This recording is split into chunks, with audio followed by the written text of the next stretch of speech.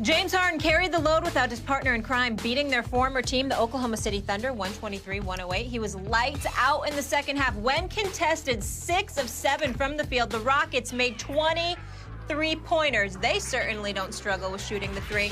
Max, I want to start with you on this because you've been critical of James Harden, and it's mostly just based on playoffs and him not showing up in the biggest moments.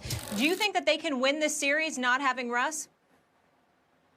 I think they can. And the reason is what I have said about Harden is he went from flat-out choker. Like he fell so far off in the playoffs compared to his regular season performances, especially in the highest leverage moments.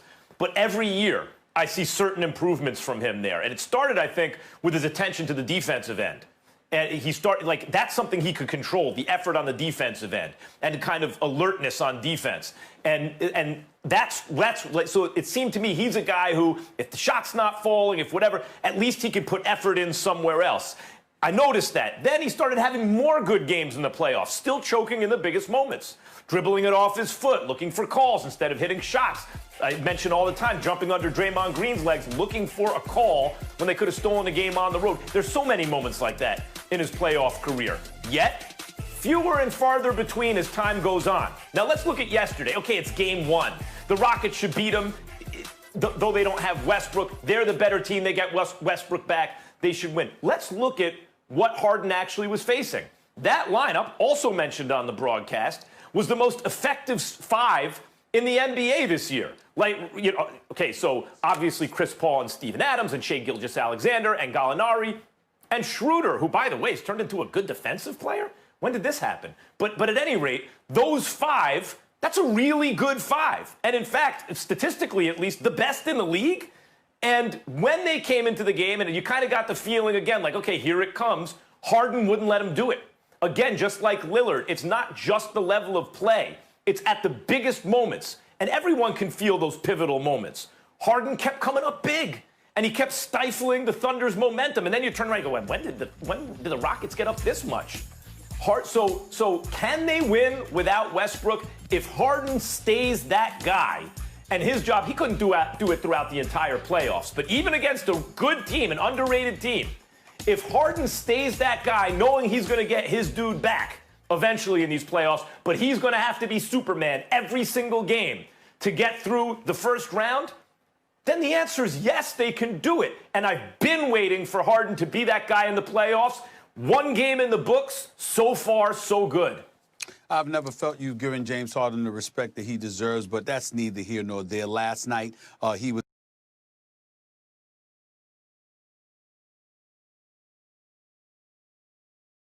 sensational in terms of his 37 points, but primarily his 11 assists and the way he was distributing the basketball. He deserves a lot of credit. Jeff Green deserves a lot of credit. Eric Gordon deserves a lot of credit.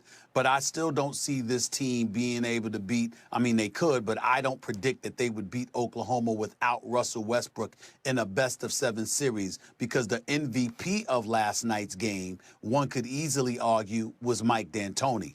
Remember, you're playing one way all year, like Chris Paul said, and then you switch things up. They went to a zone defense, and Oklahoma City, it really stymied them. Because as Chris Paul articulated, you're preparing because you've watched the team play all year and you've seen them play one way, and then suddenly they throw something completely different at you all of a sudden out of the blue. Once the playoffs begin, we've got to make adjustments. What happened? Shai Gilgeous-Alexander, Dennis Schroeder, basically no shows on the offensive end of the floor. They've combined for 15 points, but they didn't do much offensively. Particularly when you transition to a zone defense, you need elite guard play in order to overcome that and to make those necessary adjustments. And Chris Paul didn't have the greatest game either. The numbers looked nice, but some of it was padded as the game waned. In the end, Houston was able to get out to a cushion, and you know what happens when that transpires. You put the ball in James Harden's hands, and then you look at defenses pray for mercy, because this brother's an offensive juggernaut. So he had his 37. They had 42 points off the bench.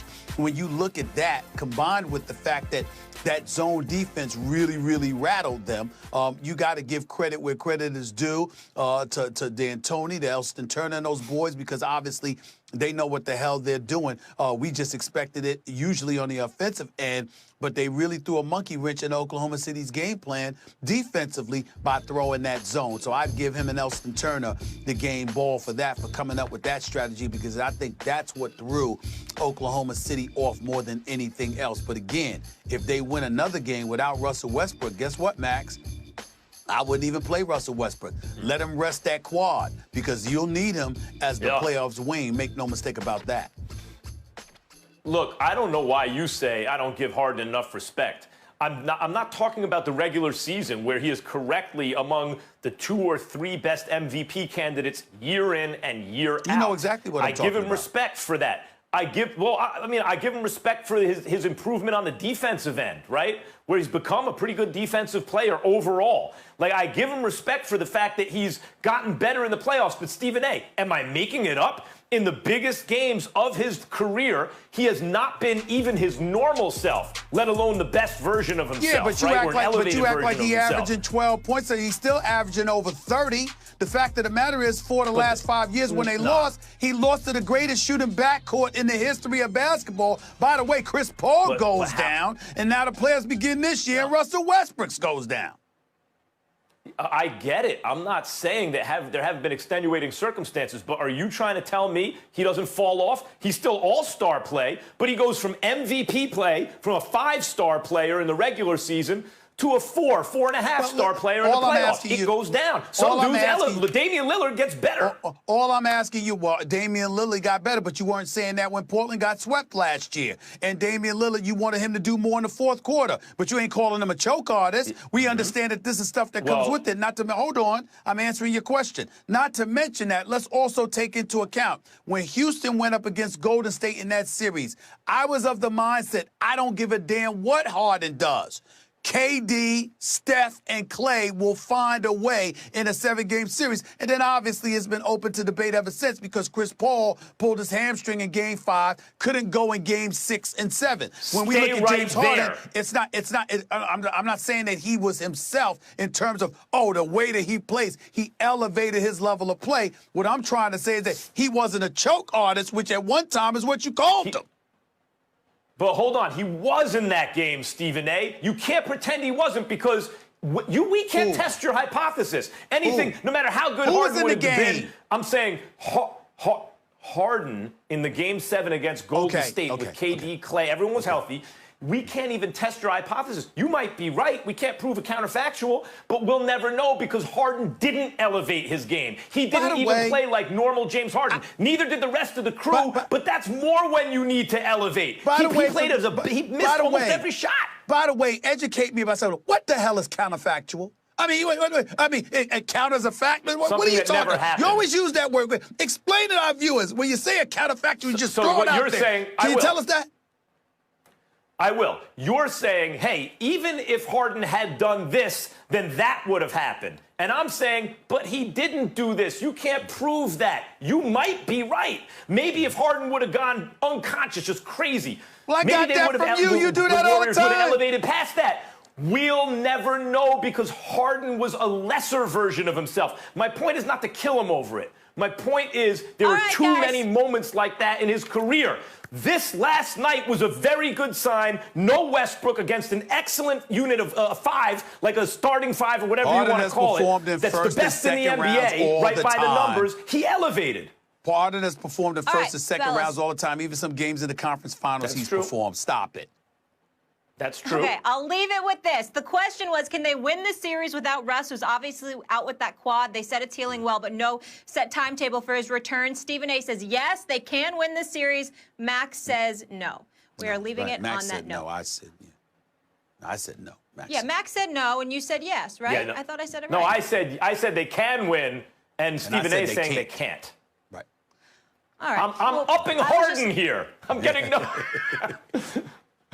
You know what confused me? I'm going to be completely honest. I'm looking at our debate topic list with your answers. One said yes, one said no. So I apologize. All right, we got it all straight now. We'll leave it on that note.